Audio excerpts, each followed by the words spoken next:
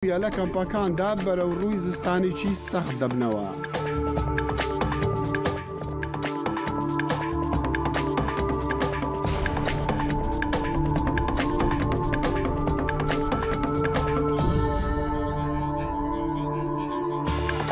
سڵاو خۆشهاتنەوە بەرنامەی کورد کونەکشن لە دەنگی ئەمریکا لە واشنگتن کاتژمێر 7 بەیانی ڕۆژی پێنجشەمەیە. من دەخیلی شەمە لەگەڵ هاوکارم ساڵح دەمیجار هیوای کاتێکی خۆشتان بۆ دەخوازیین. سڵاو و ڕێزم ژە ئەمریکایە دەست پێ دەکەن. سەرۆکی ئوکراینای ڤلۆدیمیر زێلێنسکی شەڤابووری لە کۆنگرێسا ئەمریکی گوت کو بە دەهان ملیارد دۆلارین کو هاتنە ئەرێکردن وەکو ئالیکاریش بۆ شەرێوان لە دژی داگیرکاریە رووسیایە ئەو نە ئالیکاریین خێرخوازی بوون بەلێ وەبەرهێنان بوو ئەولەکاریە جیهانێدا. دە سەردانە خۆیان یەکەمە دەرڤەی وڵاتی خۆدا ji dema êrişa Rûsyayê di meha Şibatê de Zelensky ji yasadanarên Amerîkî ra got ew hêvî dike her du partiyên Demokrat û Komarî piştgiriya Ukraynayê berdewam bikin. Axaftinên Zelensky li Kongresê hat piştî kombûna wî li gel Serokê Amerîkayê Joe Biden di Koşka Spî de pêşwaziyeke birbiçav ji Zelensky ra li Kongresê hate kirin. Ji bo bêhtir zanyarî niha hevkarê me Sêrwan Qeçoj pêş Kongresê bi me re ye dembaş Sêrwan girîngiya axaftinên Zelensky doh bêhtir di ku da bûn. gelek spas Salih li ser gelek aslan girîng bû biyayekê di wexta şer de serokek ji welatê xwe derdikevû vê deke gelek pisporên Amerîkî hatina Zelensky di vê demê de wek hatina Winston Churchill di dema şerê cîhanê di wexta ku naziya êrişî Brîtanya dikir û Churchill serdana Amerîka kir û hat nav Kongresê û li gel Rêveberiya Amerîkî kom bû ew yek jê dwarê simbolîzmê de û girîngiya dîrokî ya din jî Salih ew bû ku berî hatina Zelensky bi çend yan belkî berî hatina wî bi 2 saetan حکومتا ئەمریکی ڕاگەهاندنا 1.85 میلیار دۆلار وەکو ئالیکاریên زێدەتر ji bo hêzên ئۆکرانیا و ئارتێشا ئۆکرانیایê ڕاگەهاندن زێلێنسکی hat û tekez li ser wê yekê kir ku ev alîkariya leşkerî û darayî ku hûn didin me wekû te jî got nexêrxwaziye avaya ji bo rasta ji bo parastina sînorên Okranyayê û Okranya û serxwebûna Okranya lê her wiha ew ji bo parastina demokrasiyê û aştiya navneteweyî wî tekez li ser wê yekê kir di gotara xwe de ku ji aliyê her du partiyên her du civatên Kongresa Amerîkî de hate guhdarî kirin Salih wî di dirêjehiya wê de tekezî ser wê yekê kir ku ême em vî şerî dikin ne tenê ji bo Ukraynayê lê ji bo seranserî cîhanê bi taybet ji bo nirxên welatên Rojava. Başa Sêrwan egerim bidin berçavan ku ew wek me got pêşwaziyeke wek bi coşeke mezin pêşwaziya wî di Kongresa di serhed û encûmenan jî hate kirin yanî Sînato û çi encûmena nûneran wê demê ew deng ne hebûn di nava berpirsên Amerîkî de ku çê nabe Amerîka çêkeke spî bide Ukrayna yanî alîkariyên vekirî bide wê. Tu dibêjî ev nerîn hatibe guhertin piştî axaftina wî ya êvarî? Evayat şekî balkêş ji ber got yek ji rêberên herî serekî yên komariyan ku dibe ku bibe serokê nû yê civata nûneran Kongresê Kevin McCarthy wê gotibû yek ez piştgiriya Ukrayna dikin divê em piştgiriya Ukrayna bikin lê divê em çekeke vekirî nedin wan. Zelensky do bersiva wî bi awayekî nerasta rast da jêr got ku ev pere wekû me bîskadin me got nexêrxwaziye lê divê hûn ji bîr nekin ku hîn jî şer berdewam e ev şerekî hevbeş e ew dibêje Ewropa ewleyê ji ber ku Ukrayna rêza pêşî ya berevaniyê de ye ew dibêje Amerîka ewleyê tevî ku Amerîka dûr û oqyanos dî navbera wan û Ewropa din lê dîsê jî ji ber ku Ukrayna şer dike û ji ber ev alîkariya Amerîkî xelkên Amerîkî li hundirê Amerîka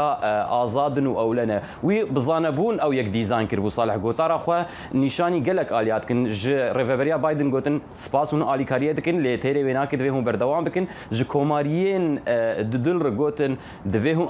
divê baweriyê bidin ji bo ku hûn bêtir alîkariye bikin ji ber ku ne tenê ji bo ewlekariya me yê lê her wiha ji bo alîkariya we ye. Ez bawer dikim di qonaxa bê de wê Rêveberiya Zelensky li ser vî esasî li gel Rêveberiya Biden kar dike. Rêveberiya Biden demokrat bi giştî dibêjin ev tiştekî got aslan çê nabe em tê de nîqaşê bikin tê de biaxivin ji ber ku avaya ji berşek ji berjewendiya Amerîkaya niştîmaniye yan ewlekariya niştîmaniya Amerîka لێ دەوێ کۆماریژی وەرن سەرخەتێ بەتایبەت ساڵح پشتی ساڵا نوکۆ جواتا نونەرانیا کۆنگریسێتێ کە دەستێ کۆماریادا بەلکی ئەڤ یەک ببە جهێنی قاشە ڕاستە سێوان ینی ئەم بێژن ئەگەر هاتوو و ئەم ببێژن ینی ئەو پشتگیریە کۆ زلێنسکی داخواز دکە هاتە مسۆگەرکردن ji aliyê Amerîkayê ve wê bibe piştgirî ji bo em bibêjin aliyên din welatên dinên hevalbendên Amerîkayê ku ew jî bi heman şêweyî alîkariyên xwe bêhtir bikin ji bo Ukraynayê براستی تشتێکی باکێشە ساڵح دۆختا زلێنسکی داخوی هێزن سووریا دموکراتیک و پێشمەرگە هاتن بیران براستی gelek جاران jî hêzên سووریا دموکراتیک و پێشمەرگەت بێژن نقطه مەشەڕێ داعش کرد مەشەڕێ نەتەنێ شەڕێ خۆت کرد و پاراستنا خۆت کرد لێ مەشەڕێ ji bo ئەولەکاریە جیهانێت کرد ji bo ئەولەکاریە وڵاتên ڕۆژاوایی و ئەمریکا جیت کرد ber lovaya wê tiştekî balkêş bi ew hatna Zelenskî girîng bû ji ber ku dibêjin rast e şer nel welatê we ye lê ev şeraya herûha ji bo ewlekarî û parastina we ez dibêjim di wê çarçeveyê de gelek قانوندەنەرên ئەمریکی فێم دکن و حتا چرا دەیە گرینگە ئەم ناخوازن هێزین خۆ و لەشکرێن خۆ بشین وڵاتان لێ دوێ بە هەر هەوایی بە ئەم ئالیەکاریا وڵاتێکی ئۆکرانیا بکن ئەم ئالیکاریا هێزین کوردان لە سووری عێراقی بکن ئەوایە تشتێکی باڵکێشە ینی زلێنسکی ئانی زمان کو ئەو داخوازە سەربازین ئەمریکی ناکەن ئەو تەنێ داخوازە چەکان دکن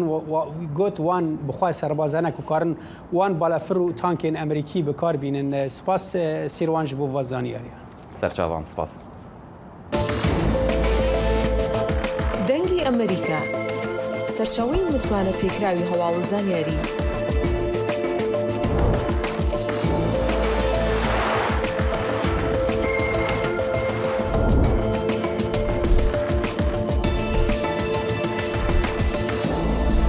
لە ماڵپەڕ و تۆڕە کۆمەڵایەتیەکانی دەنگی ئەمریکاوە ئاگاداری هەواڵ و گۆڕانکاریەکانی جیهان بە.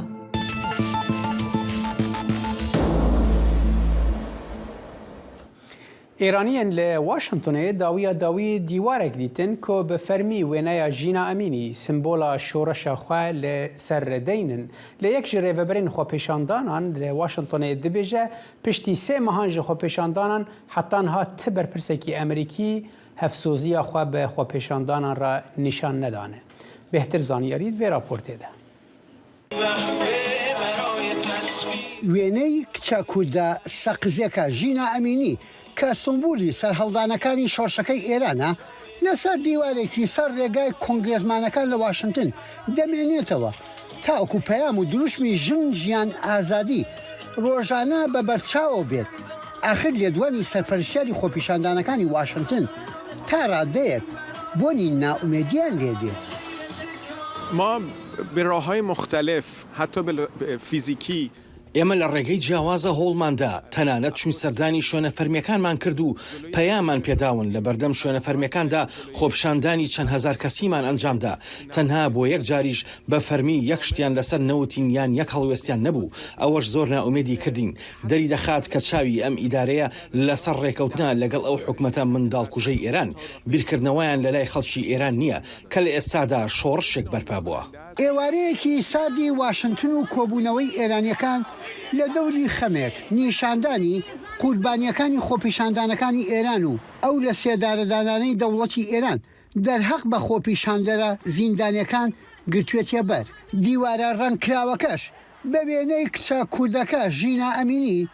لەسەر ڕێگای کۆنگرێسی ئەمریکایە. ژنان و پیاوانی کۆنگرێس کە بە ئۆتۆمبیلەکانیان بێرەدا تێپەڕ دەبن هەموو ڕۆژێک ئەم پارچە هونەریە جوانە دەبینن. وێنەی مەسا ژینا ئەمینی کە سیمبولی شۆڕشەکەی ئێرانە هەموو ڕۆژێک بیریان دەخاتەوە کە چی بۆ خەڵکی ئێران بکەن. ئێمەش کە لێرە دەژین بەردەوام پەیوەندیان پێوە دەکەین تاوەکو کاریگەریان هەبێت. چەند مانجێک بوو چالاکوانە ئێرانیەکان چاوەڕوانی ڕۆژێکی وا بوون. وێنەی سمبولی شۆڕشەکەیان لە نێو ئەو هەموو سمبولانی واشنگتن جێیەکی بۆ تەرخان بکەن بەڵام دوجار هەر هاوڵاتیەکی ئێرانی ئەوەی بۆ کردوون. ئەو شوێنەی پەیدامان کردووە پەیوەستە بە کەسێکی ئێرانیەوە کە لە واشنگتن دیسی نیشتە جێیە دوای ئەوەی لە بەڕێوەبەرایەتی شارەوانی واشنگتن ناومێت بووین لە دیاریکردنی جێگایەک بە یەک تەلەفۆنی سادە و ماوەی چەند دەقیقەیە کارەکەمان جێبەجێ کرد لە شوێنێکی وها گرنگدا. پێ ناچێت ئەم دەنگ و دروشمانە وازوو شەقامەکانی واشنگتن بەجێ بێڵن ئەگەر سیاسەتی ئەم وڵاتەش هێشتا بەلایاندا دڵڕەق بێت سەرپەرشتیاری خۆپیشاندانەکان سوورە لەبەردەوام بوون. وێنەکەی ژینا ئەمینی بەتەنها لە نێو دڵی دایک و باوکێکی سەقزی نەماوەتەوە. سمبولەکەی شۆرشەکەی ئێران نەک لە سەرتاسەری ئێران بەڵکو سمبولێکە چیرۆکی بە ملیۆنان خەڵکی ئێران دەژێڕێتەوە کە بە دیار چاوی دنیاوە کەوتونەتە بەردەم هەباشەی مەرجی ڕژێمێکی تونند و تیش. یحیا بەرزنجی دەنگی ئەمریکا، واشنگتن.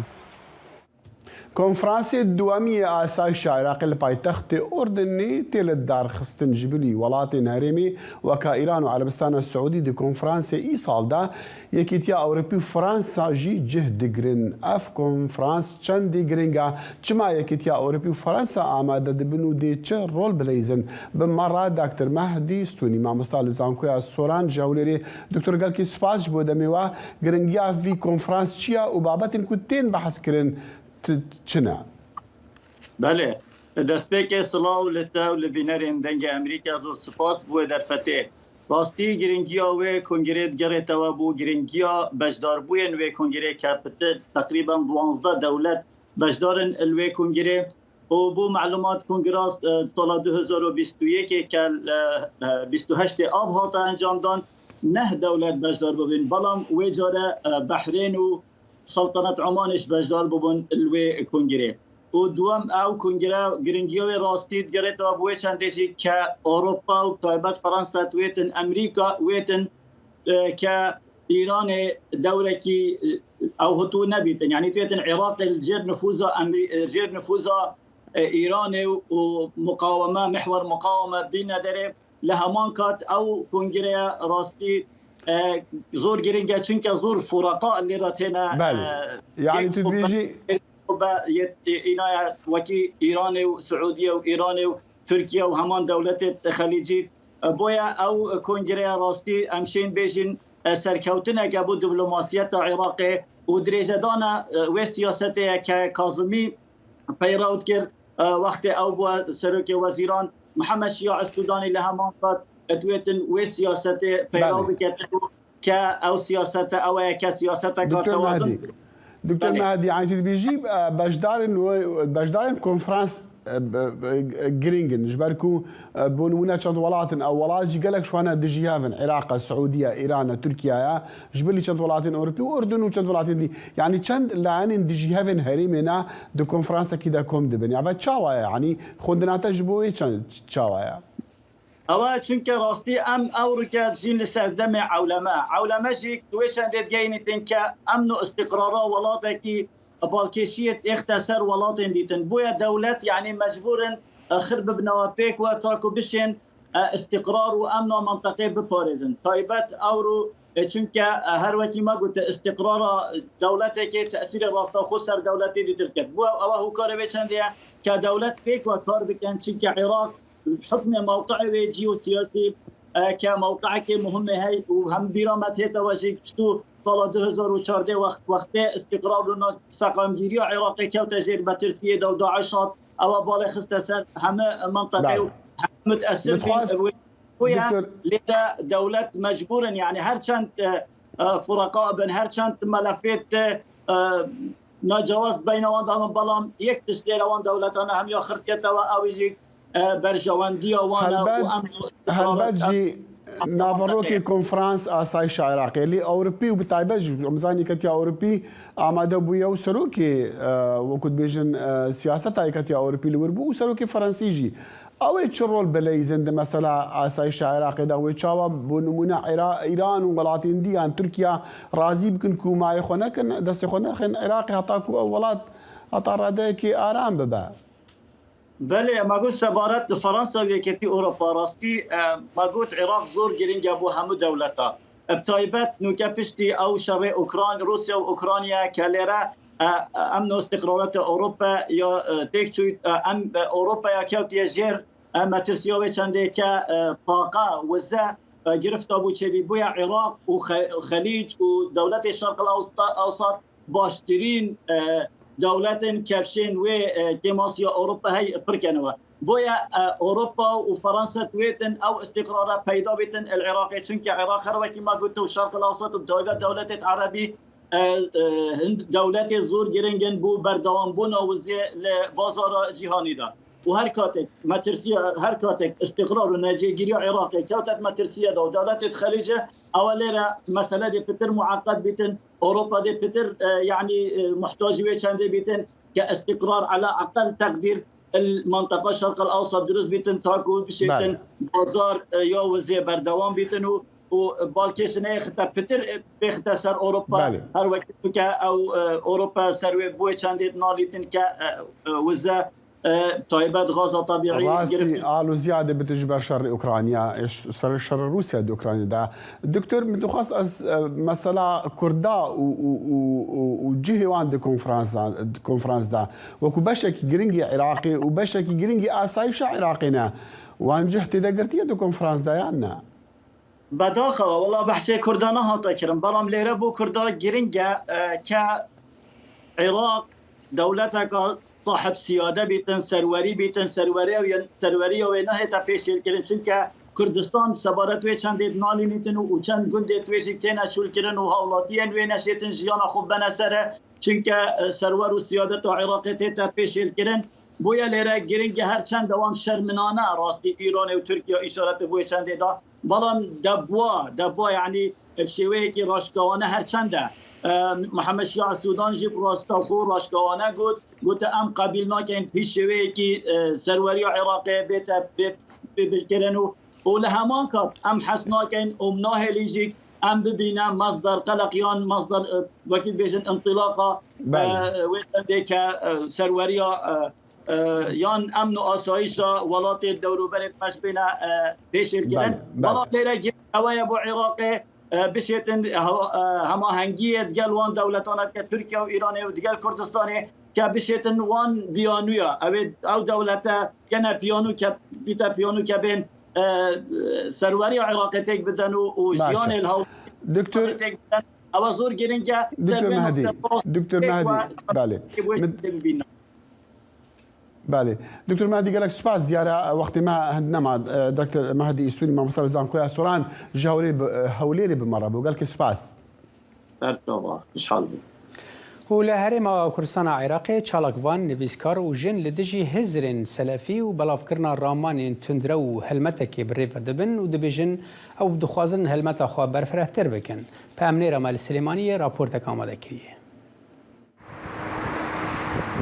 چەمکی جێندەر و سەلەفیزم ئاگر بەردەداتە پەیوەندیەکانی نێوان باوەڕداران بەو دوو چەمکە کارگەشتۆتە ئاستی تۆمەتبارکردنی یەکتر بەشێکی زۆر لە چالاکوانان و نووسەران و ژنان کەمپەینێکی ئیمزاکۆکردنەوە دژی گەشەی سەلەفیزم کۆ دەکەنەوە و تۆمەتباریان دەکەن بە بڵاوکردنەوەی بیری توندڕەوی و تەخوینکردنی ژنان و شێواندنی کەلتوری کۆمەڵگا و پێیان وایە خودی دین بێبەریە لەم دیدە توندڕەویە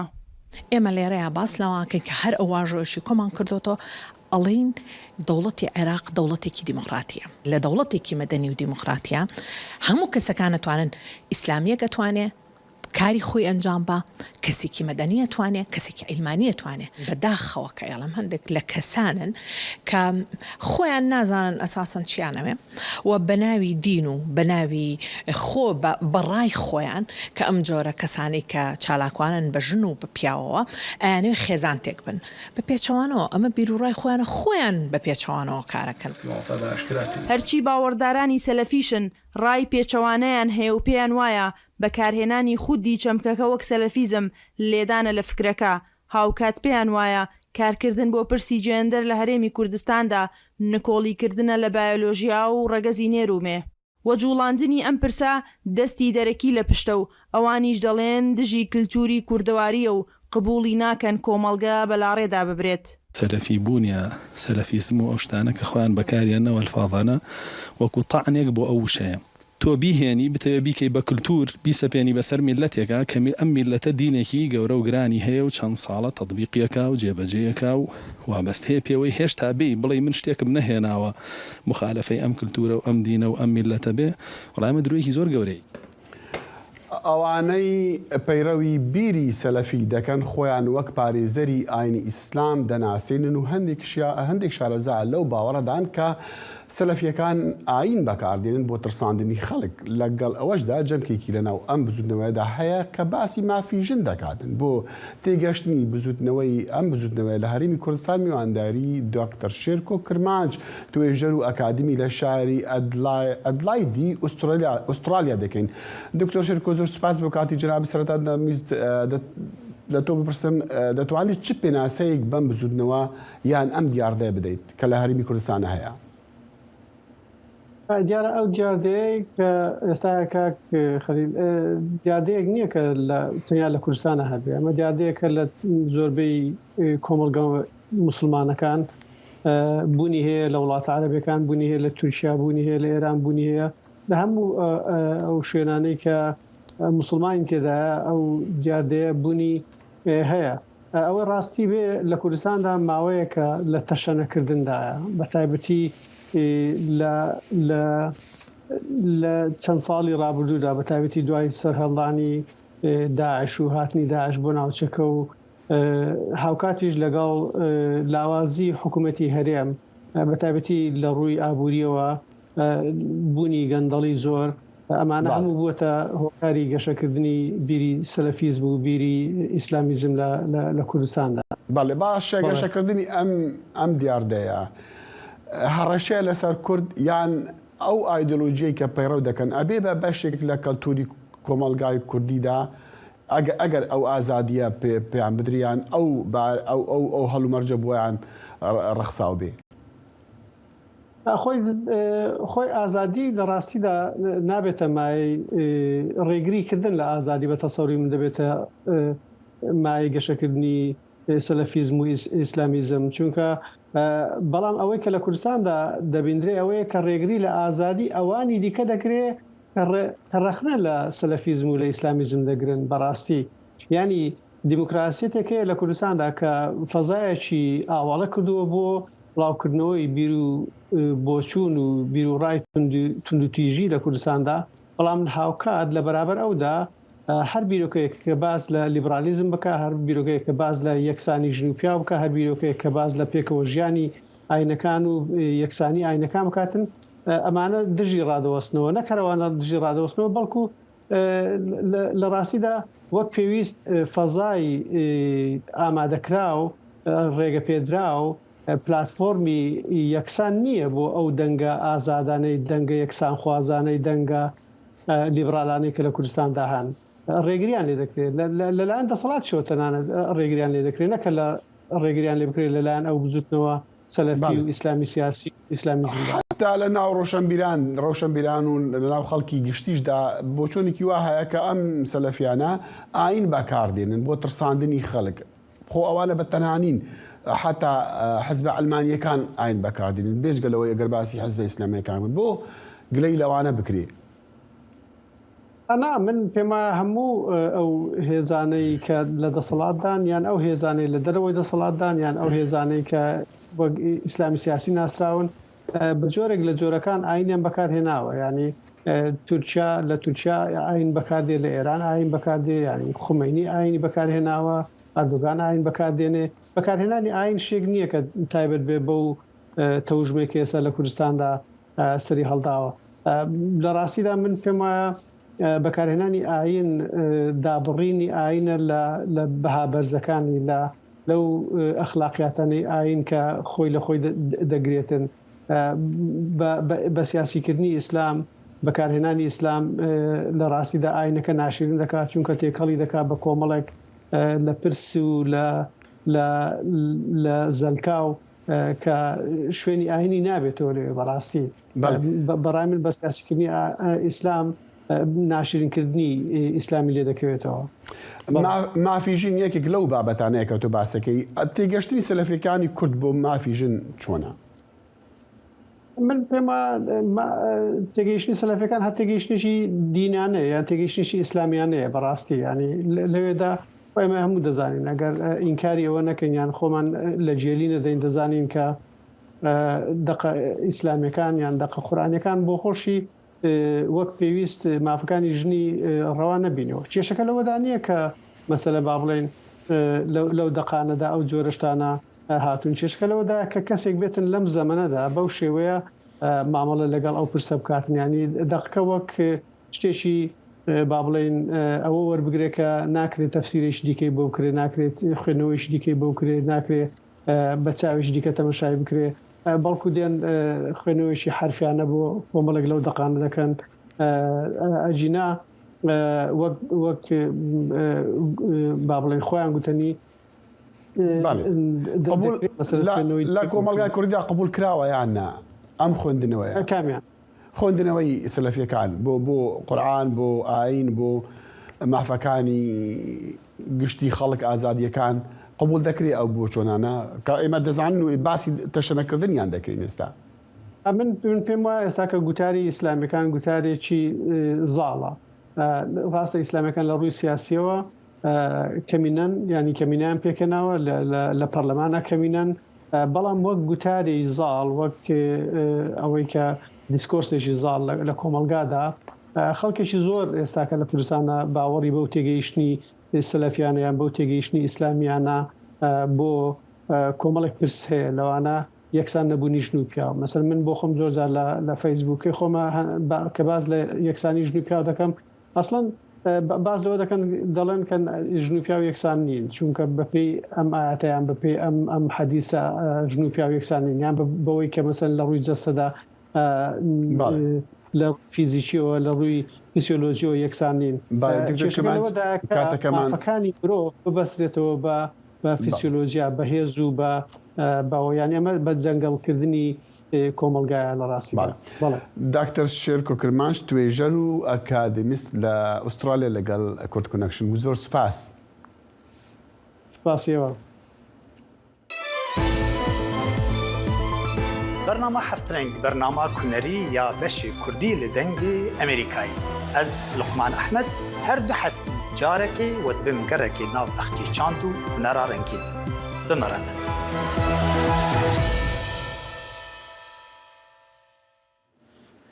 دەمەکێدا کۆ سەرۆکی ترکی ڕەجەب تایب ئەردوغان هەوڵ دەدا کۆمبوونێکی لەگەڵ سەرۆکی سووریە بەشار ئەسەد لەدار بخایە هەن راپۆرت بەحسەوەیەکێ دەکەن و پارتیا ئۆپۆزیسیۆنی یا سەرەکە جەهەپێ نامەیەک جە ئەسەد ڕاشاندیە و تێدا دەبێژە ئەگەر ئەو دەسەڵاتاوی وڵاتی وەرگرن و دەهڵبژارترین ساڵا بێدا ئەوێ ئالیکاریە ئەسەد بکەن و هێزن ترکیێژە سووریە دەرخن لێ بمەرجێک و ئەسەد بە ئەردوغان ڕەکۆم نەبە ji bo şîrvekirina vê mijarê niha parêzer Cemal Demîr ji wanê bi riya Skype bimereye dem baş mamoste Cemal eger hatû CHP di hilbijartinên bê de bi serket ew ê peywendiyên çawa bi hikûmeta Sûrî re ava bike Belê dem baş kêkê salî gelek spas dikim bi rastî min jî ewil ji we bihîst eva bernameke sa bi milê CHP aliyê Esad ve hatiye birêkirin ger ku tiştekî wisa hebe ji xwe divê tiştekî wisa bibiya ji xwe em hat dikarin viya bêjin di serî de pergala ku rojava hatiye avakirin û serî da serwer û devletên herêmê gele gele silikandin aciz kirin tirsandin ona em viya serî da jî dizanin ji ber wîya devletên herêmê serî da devleta Tirkiye, İran, piştkiriya Rusya da bû ser xwe êrişî ser herêma xwe ser kiribûn dem bi dem vê êrişê gele zêde dikin pêşve dibin êrişên hewa bombekirinê hewa dibin em bêjin gele xirabiyê ne baş dînin serê sivîlên wê derê serên gelên Kurdên wê derê serî da divê tiştek wisa nebiya lêbelê dewleta Tirk serî da Kurda bi xwe re telûkekê gele mezin dibîne sedemê tinebûna xwe dihesibîne ger ku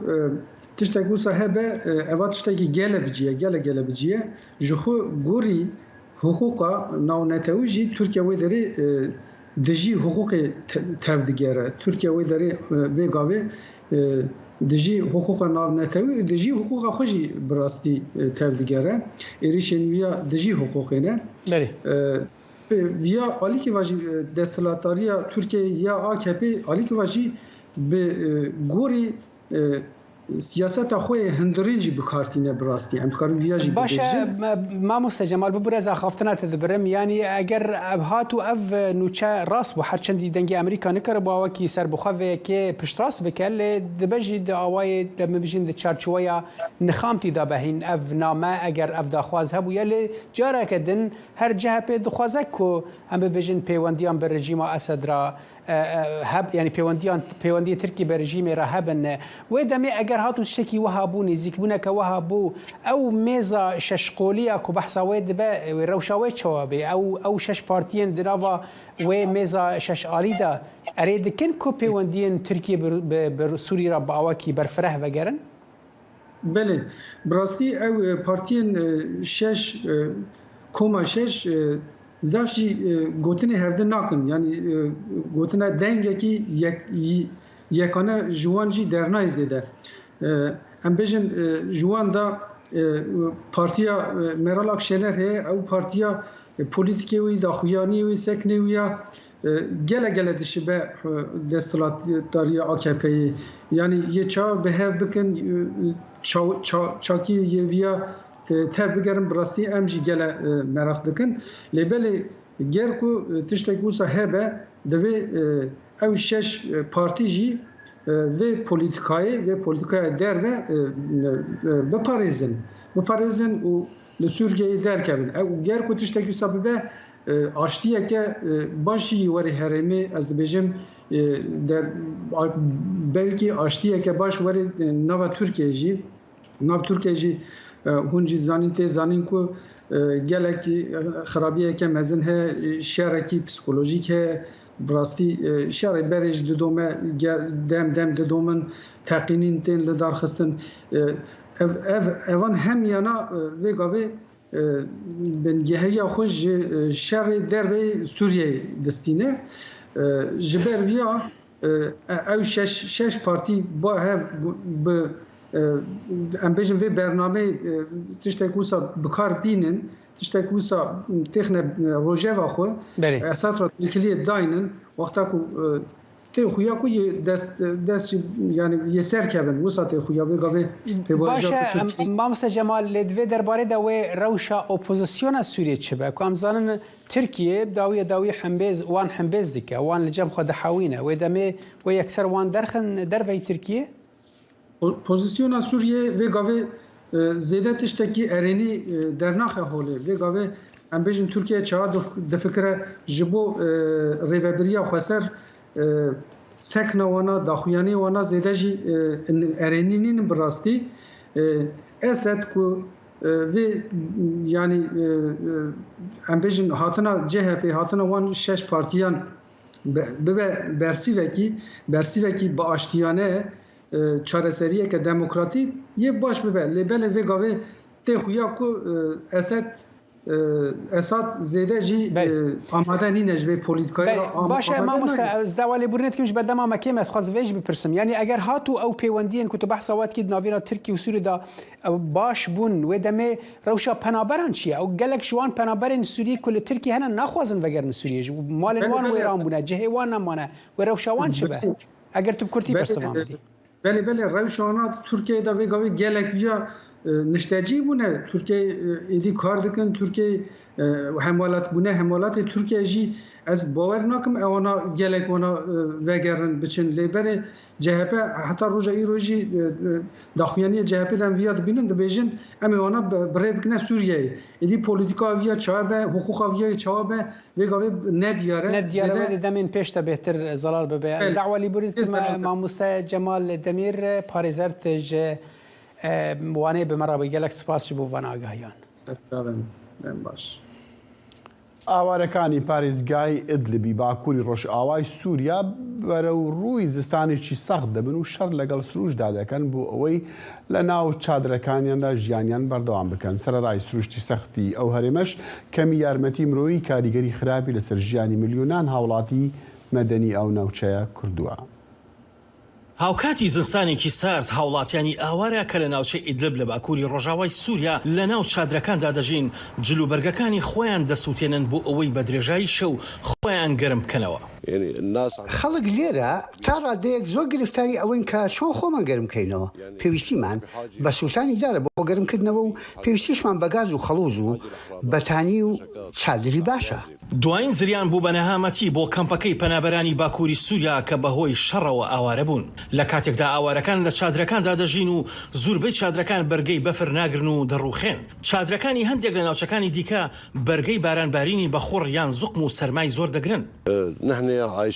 ئێمە ژیانێکی زۆر سەخت و بەدبەختانە بەسەر دەبین. خەڵک چۆن ئەو جۆرە بارودۆخانە بەڕێوە بن تەنها خوازانێ. زۆریشان هەوڵیان داوە کەلوپەلی پلاستیکی دابین بکەن بۆ ئەوەی بتوانن لەناو سۆبادا بیان سووتێنن و تاوەکو منداڵەکانیشان گەرم ببنەوە. هاوڵاتی ئاوارەکان کە بە ناچاری لە کەمپەکانی پارێزگای ئیدلب لە باکووری ڕۆژاوای سووریا دەژین ڕوبەڕووی زستانێکی سەخت بوونەتەوە. نحن هنا في مخيم في مدرسة ئێمە لێرین لە قوتابخانەی کەمپی ئەلزەوف لەگەڵ هاتنی وەرزی زستاندا زۆر ئازار دەچێژین بە تایبەتی لە بواری پەروەردەدا منداڵە بچووکەکان سارد و سەرما تەنگی پێڵچنیون بە تایبەتی لە بەرزایەکانی ناوچە گوندەواریەکانی لازقیە کە هەمیشە تەموو مژاوی و ساردا وەک دەبینین ئێستا زۆر ساردە. بارودۆخی ژیانیان زۆر سەختە، دابینکردنی نان و سوتەمەنی و گاز زۆر قورسە، نرخی هەموو شتێک بەرز بۆتەوە. خەمی گەورەی ئەوان پێداویستی خۆگەرمکردنەوەیە. ژنێک خاوەنی 7 منداڵە بازە سەختی ژیانی خۆی دەکات. یعنی کتیر وضع صعب. دۆخەکە زۆر سەختە. ئێمە بەهۆی ئەوەی کە ڕووناکەرەوەمان نییە هەر تاریکی داهات دەخەوین، هیچ شتێکمان نییە. ئێمە بەدەست جل دەشۆرین. ژیانمان لێرە زۆر سەختە. بەڵام بەرگەی دەگرین تا باشتر دەبێت دۆخەکە. ئینشەڵڵا هەمومان بتوانین بگەڕێینەوە ماڵەکانی خۆمان. زۆر ساردە لەگەڵ هاتنی هەموو زستانێکدا خەمدامان دەگرێ. گەرم کەرەوەمان نییە و منداڵەکانمان بچووکن. بەهۆی سەرما و سۆڵەوە نەخۆش دەکەون. هەروەها تێچوی قوتابخانە ئاسان نییە. 7 منداڵم هەیە و ناویانم لە قوتابخانە تۆمار کردووە. بەهۆی جەنگ و ململانی و گرانیەوە ژیانی ئاوارەکان سەختتر بووە.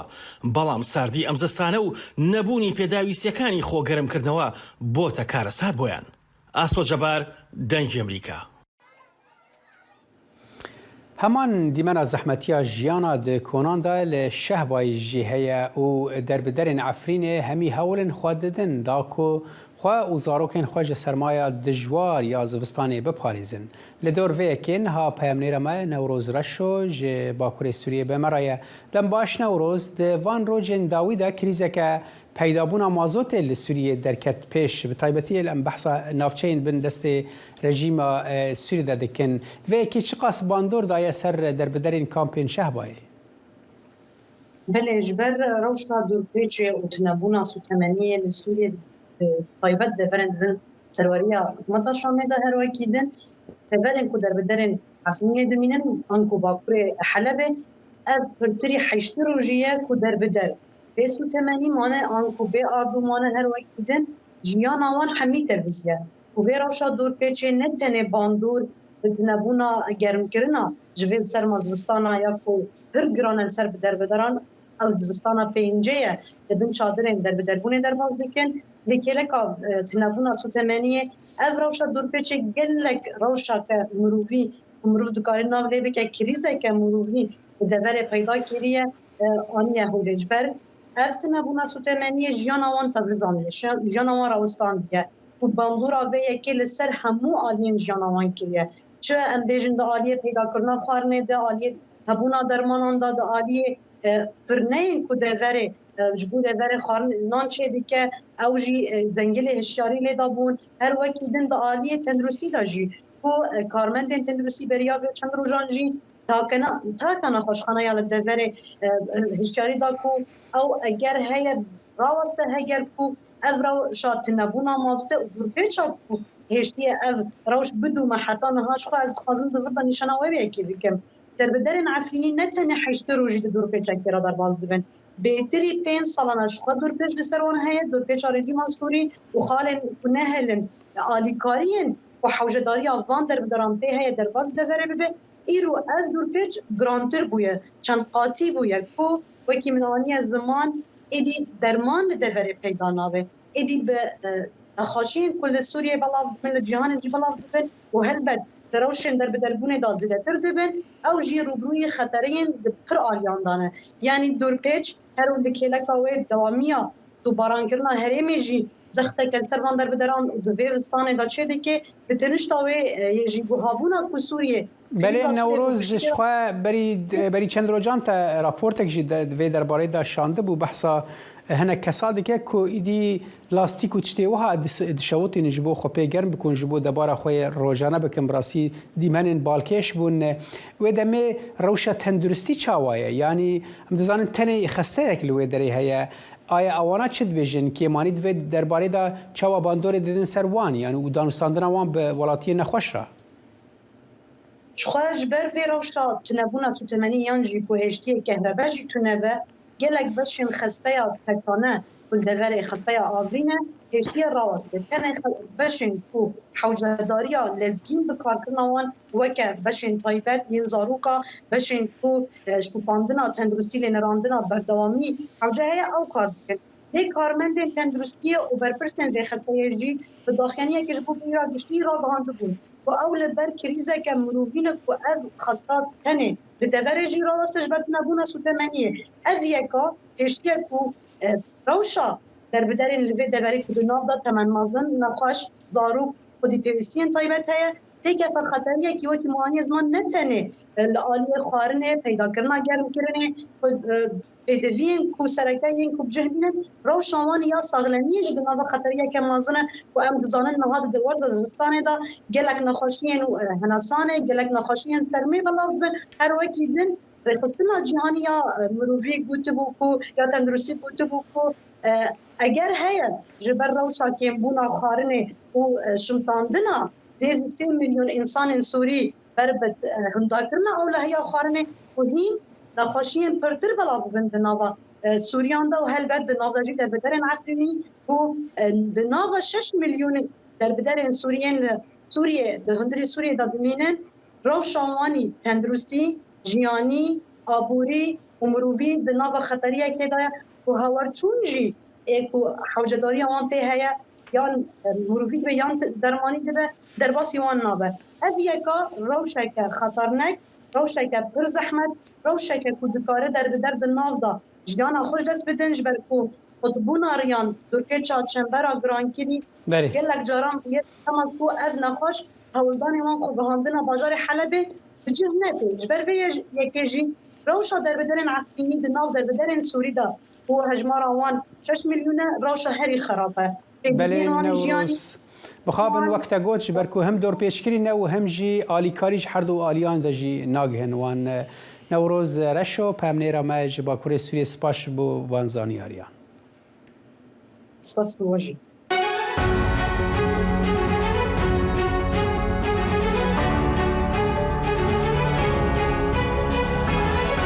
واشنطن بەنامەیەکی هەفتانەیە لە بەشی کوردی دەنگی ئەمریکاوە ئامادە و پێشکەش دەکرێت من بەڵێن ساڵح هەموو ڕۆژانێکی هەینی لەگەڵ پسپۆڕاندا تاوتوێی گەرموگورترین بابەتی ڕۆژ دەکەین لە پەیوەندی بە سیاسەتی دەرەوەی ئەمریکاوە لەگەڵمان بن.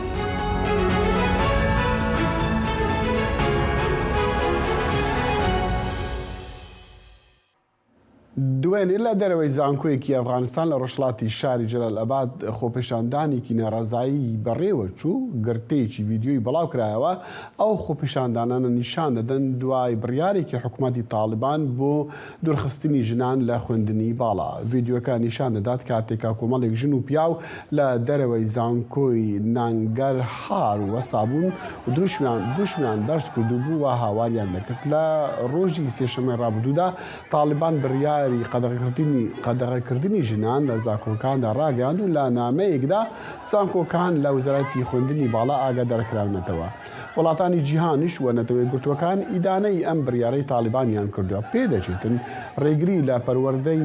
ژنان لە ئەفغانستان هەوڵەکانی حکوومەتی تاالبان بۆ بەدەستهێنانی دانپێدانانی نێونەتەوەیی وەرزگاربوون لە سزا ئابوووریەکان ئاڵۆستر بکاتن کە ڕێگری توندن لە پێش باری ئابووری ئەو وڵاتە. رخصتنا بازرگانی جهانی روزا چهارشنبه گفت که امریکا جریزه درکت دماکوی خواست برهمین هنگ کنگ وکو مید این چاینا ورن بنافکرین تفگره که بشک جبرسوا واشنطن بو لسر تپسر کرنا خوپیشاندانین آلیگرین دموکراسی لورد سالا 2019 و 2020 ده پانل که چهار سرکرنا ناکوکیانا رخصتنا بازرگانی جهانی دید که امریکا بر پرسیارین خوین لگوری پیوان رخصتنا بازرگانی بن پیکرن و ارگومنت واشنطن یا کو برجواندین اولهین بن جهین ین امریکا دستور داده نشان کرنه که وها رد کر پانل گوت روش نه آورده یا کو دلگور یاسین ریخستن ین بازرگانی گاو که وها رواب که ده جویل که چاپمنیه ده وزیر بازرگانی هنگ کنگ الجرنان یاو روجا پنجشنبه گفت کوی جنونر بازرگانی امریکا داخواست کریه که جوی گاوه وگره. گابریل بوریچ سروکی شیلی دوێنێ چوارشەمە ڕاگەیان کە وڵاتەکەی باڵوسخانەی لە فەڵەستین دەکاتەوە. بۆریش لە میانەی ئاهەنگێکی جەژنی کریسمسدا لەگەڵ ئەندامانی کۆمەلگای فلستینی لە شیلی ئەم ڕاگەیاندنەیدا سەرۆکی کۆماری چیلی لە کاتی مەراسیمەکەدا بەشداری لە داگیرساندنی داری کریسمسدا گرتووتی ئەو هیوادارە دەست پێشخەریەکەی لە سەرانسەری وڵاتانی ئەمریکای لاتین دەنگ بداتەوە هەروەها ڕێبەرانی ئاینەکانی بەشداریان لە چالەکێکەدا کورد و ئاڵای شیلی و فلستینیان بەرز کرد لەگەڵ دەنگی گۆرانی جەژن و بە زمانی عەرەبیش. لەم ڕۆژانەدا لە شاری نیویۆرک خێزانە ئەمریکی کوردەکان بۆ جۆرا و جۆر ڕێک دەخەن بۆ ئەوەی مناڵەکانیان فێری کەلتوری خۆیان بن لەم چالاکیەکەدا دایک و باوک دەتوانن کاتێکی زیاتر لەگەڵ منداڵەکانیاندا بەسەر بەرن. پامێری دەنگی ئەمریکا سینان توش دەمیر ئەم ڕاپۆرتەی نردووە. Civata Kurdên Newyorkê ji bo ku bikaribin zarokên xwe ferî çanda xwe bikin, çalakiyeke bi navê Şeva Zivistanê li dar xistin. Di vê çalakiyê de malbat bi zarokan re lîstikan dileyîzin, xelatan didin hev û çîrokan dibêjin. Wekî ku tê zanîn şevên zivistanan dirêjin û ji ber vê jî Kurdan berê di van şevên dirêj de wextê xwe bi vê avayê derbas dikirin. Em vadera bir keçika min re hatiye ji bo şeve zivistanê em bi hev re rûdinin çîrok guh didin em tiştek dikin. Tê zanîn ku li Amerîkayê di dema Krîsmesê de malbat xelatan didin hev. Ji ber vê jî em dikarin bêjin şeva zivistanê dişibe Krîsmesê. Diyar e ku zarokên Kurdên ku li Amerîkayê mezin dibin çanda xwe bi awayekî biheng hîn dibin. Em kalê gaxen pîroz dikin. Kalê gaxen her sal vê demê de yan jî du sê roj şiva kalê gaxen tê pîroz kirin. Şeva kalê gaxen mirovkî kal mirovek xwe dike kal rûyê spî têj xwe dike kalık û zaro jî paşta wî mal bi mal digerin. Nika ew kalê gaxen mîna Sent Nikolas e. Mîna Sent Nikolas e. Kal û pîr pîrek jî heye cem wî wekî din jî alîkariyê wî jî hene. Serîn da berdewamî jî got ku em niha kal û pîrên xwe hin caran rexne dikin ji ber ku wan em fêrî hin tiştan nekirine. Lê divê em zarokên xwe fêrî çanda xwe bikin ku dema ku ew mezin dibin bila me rexne nekin. Di heman demê de wisa xuya dike ku him malbat û him jî zarokên wan bi saya van çalakiyan him demên xweş derbas dikin û him jî ji çanda xwe dûr nasekinin. Sinan Hunçdemir, Dengê Amerîka, New York. ده چهارشنبه ایواری چرایین سلاوین نیاگرا لی کانادایی هاتن ومراندن وکو پشتگیری جبو اوکراینایی سلاف تاریبون وکو بشک ج برهفکرنا آلیکاریین دارایی جبو کرینا جنراتوران بو نخوشخانه سرانسری اوکراینایی پشتی دمکی ج تاریبون سلاف به چرایین شین و زر هاتن رونی کرن هر دو آلاین هر دو رنگین آلای اوکراینی هاتن رونی کرن دست پیش خریا بناو اوکراینی رونی بکن بانگ ل ولاتان کرد کو هفسوزی خو نشان بدن بو اوکراینی کو راستی قطبونه الکتریکی بویه به صدما ایریشن ازمانی روسیا لسر جرخانه وی ولاتی هەر چارچۆڤێ هەڵمەتی پشتیوانی لە ئۆکرانیادا گوڵۆپەکانی سەردرەختی کرسمسی سنتەری ڕۆکفلەری شاری نیویۆرک کوژرانەوە. درەختی کرسمس تاریک بوو لە چوارچیوەی هەڵمەتی کۆکردنەوەی یارمەتی دارایی جیهان بۆ یارمەتیدانی کڕینی موەلیدە بوو نەخۆشەکان لە سەرانسەری ئۆکرانیا. دەست پێشخەریەکە داوا لە وڵاتانی جیهان کردووە هاوسۆزی خۆیان لەگەڵ ئۆکرانیا نیشان بدەن کە بەهۆی شەڕی رووسیا بۆ سەر ژێرخانی ئەو وڵاتە دابینکردنی کارەبا ئاڵۆزی کردووە. بینەر هێژا کورد کۆنێکشن لە ڤرهەتدا بەداوی هات تاجارەکەدن ببینن بە ناو خێر و خۆشیەدا. خدا حافظ.